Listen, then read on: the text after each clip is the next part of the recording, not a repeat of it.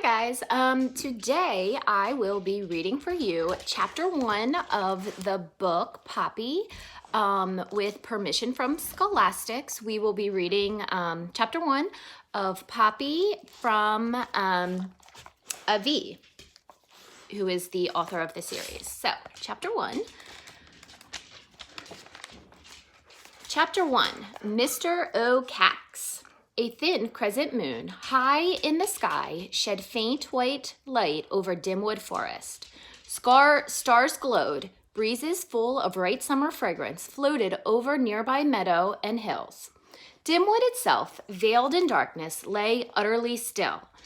At the very edge of this forest stood an old charred oak on which sat a great horned owl. The owl's name was Mr. O'Cax, and he looked like death himself. Mr. O'Cax's eyes, flat upon his face, were round and yellow with large ebony pupils that enabled him to see as few other creatures could.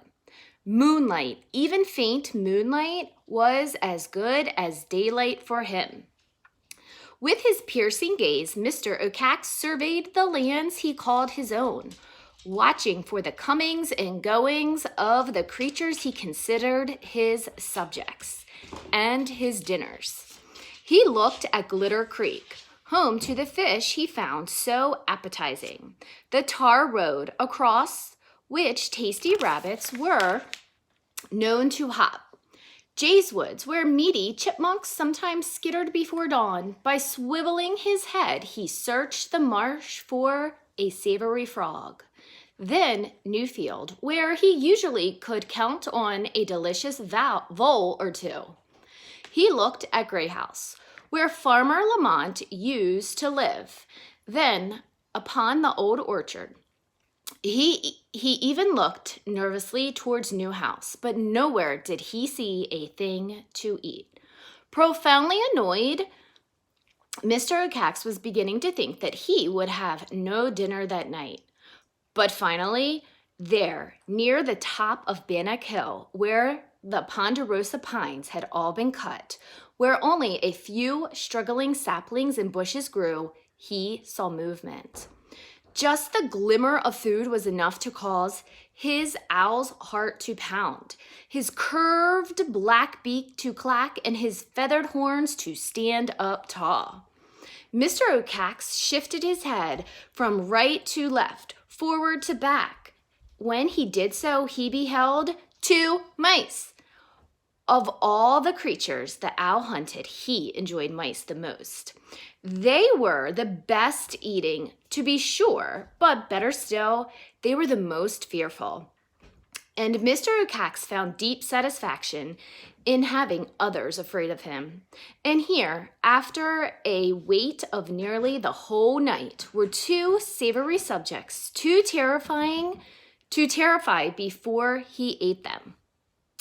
One of the 2, a deer mouse, crunched cautiously beneath a length of rotten bark. The other, a golden mouse, stood in the open on his hind legs, his short tail sticking straight out behind for balance. From his left ear, an earring dangled. In his paws, he held a hazelnut. It's not as if I haven't warned these mice, Mr. O'Cax murmured to himself.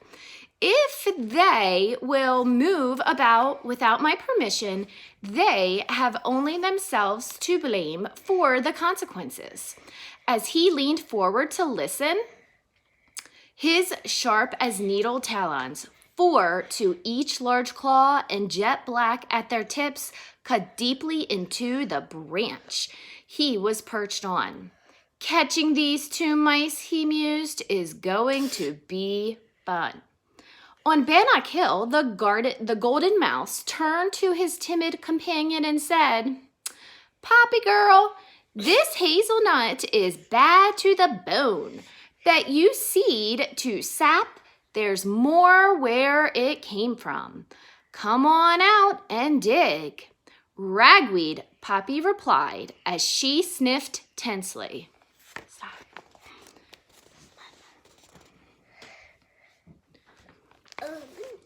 Hold on, I gotta read this.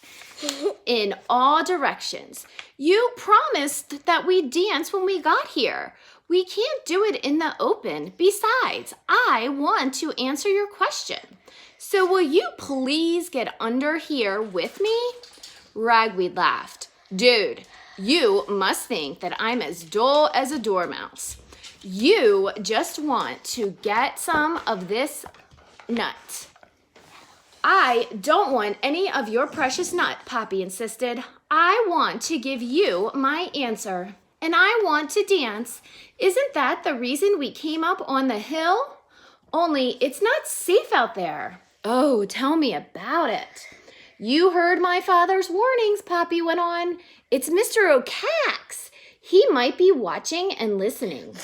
Get off, Ragweed sneered. Your pop talks about that O'Cax dude just to scare you and keep you under control. Ragweed, Poppy cried. That's ridiculous. Mr. O'Cax does rule Dimwood, so we have to ask his permission to be here.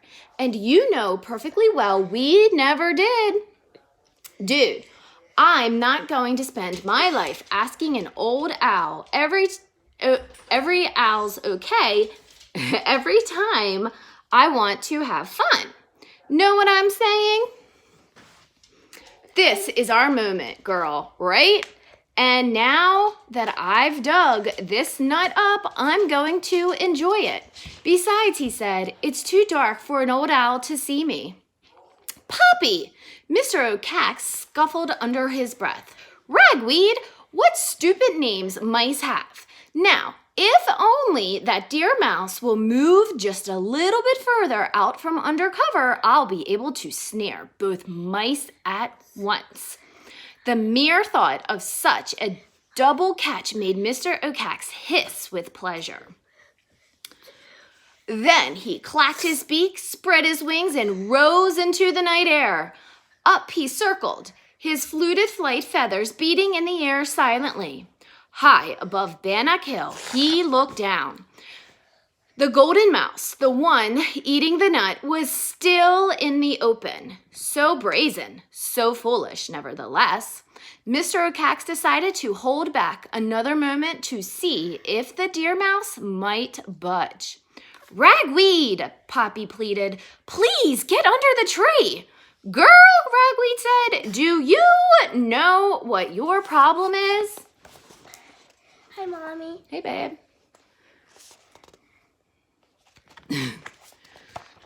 People are watching this. You let your tail lead the way. Poppy heard and wanting to show that she was not a coward, poked her nose and whiskers out from under the bark.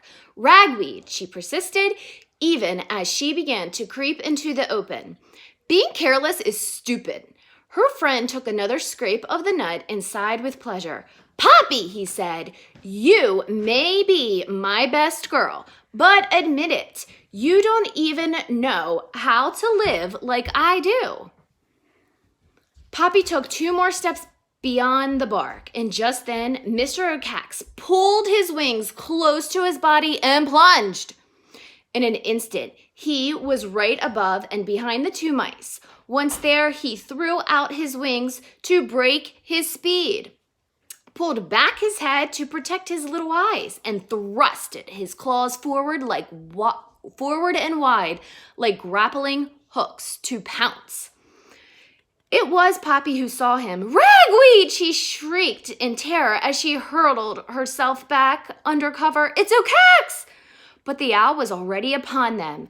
Down came his right claw. It scratched the tip of Poppy's nose. Down came his left claw. It was more successful, clamping around Ragweed's head and neck like a vise of needles, killing him instantly.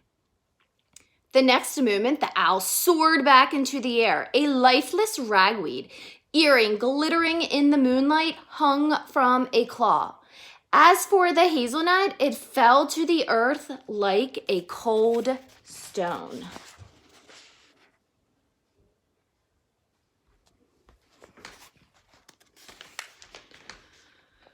Powerful but leisurely strokes brought Mr. Ocax back to his watching tree. Once there, he shifted the dead ragweed from the talon to beak in one gulp.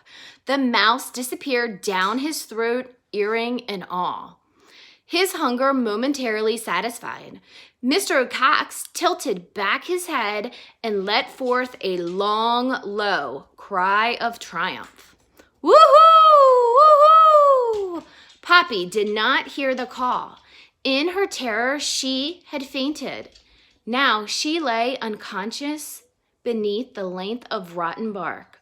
The owl did not mind. He had enjoyed the first mouse so much that he decided to wait for the second. Indeed, Mr. Ocax was not entirely sorry that Poppy had escaped. She was terrified, and he enjoyed that. And for sure, he would get her soon. Oh, yes, he muttered to himself. Mice are the most fun to catch. Then Mr. Ocax did that rare thing for an owl. He smiled. All right, guys, so that was chapter 1 of Poppy. Check back in on tomorrow for chapter 2. Hope you enjoyed it. Mr. Ocax is quite the character, and he's going to have some more character friends that you will definitely be enjoying later on. So I will talk to you soon. Have a good night. Bye.